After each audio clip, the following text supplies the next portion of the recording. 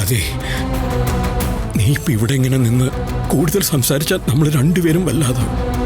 നീ പോയി അമ്മയോട് സംസാരിക്കണം, ബാക്കിയുള്ളവരെ സമാധാനിപ്പിക്കണം.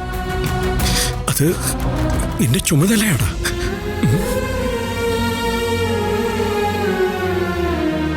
നിശ്ചയത്തിന്റെ ബാക്കി കാര്യങ്ങളൊക്കെ നന്നായി നടത്തില്ലേ നീ?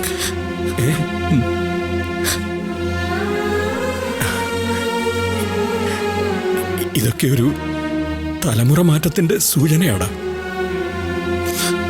ഒരുപക്ഷെ ഞാനില്ലെങ്കിൽ പോലും. അച്ഛാ, വേണ്ട, അതൊന്നും കേട്ട് നിൽക്കാനുള്ള ധൈര്യമൊന്നും അച്ഛൻ്റെ മോനില്ല. അച്ഛൻ്റെ നിപ്പുണ്ടല്ലോ. അതെ, അച്ഛൻ തോറ്റുപോയ ദിവസമല്ല, ഞാൻ തോറ്റുപോയ ദിവസമാണ്. ഏയ്, അങ്ങനെയൊന്നുമില്ല. ഞാനിപ്പോ പോകുന്ന അച്ഛാ, ഞാൻ ചിലപ്പോ ഇങ്ങോട്ട് തന്നെ വരും. എന്തിന്?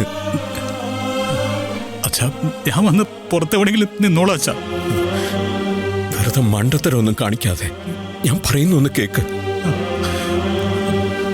നീ ഇപ്പൊ പോയിക്കോ. നാളെ കോടതിയിലേക്കുള്ള കാര്യങ്ങൾ എന്തെങ്കിലും ചെയ്തു തീർക്കാനുണ്ടെങ്കിൽ ചെയ്യ.